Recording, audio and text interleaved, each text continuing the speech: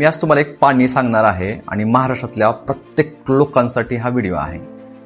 सध्या उष्णता एवढी वाढली, कडक उन्हाळा आहे आणि 50 डिग्रीपर्यंत सेल्सिअस जात आहे, टेम्परेचर जात आहे आणि शरीरातला उष्मा एवढा वाढून उष्माघाताचे प्रकार घडते.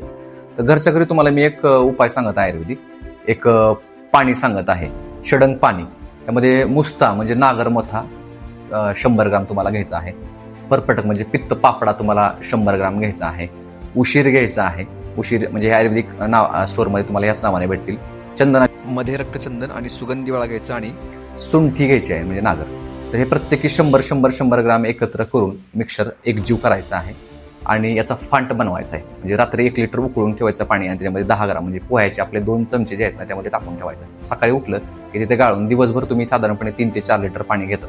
त्यामध्ये त्यासोबतच हे पाणी थोडं थोडं पित राहायचं. यानं काय होईल, शरीरातला उष्णता कमी होईल.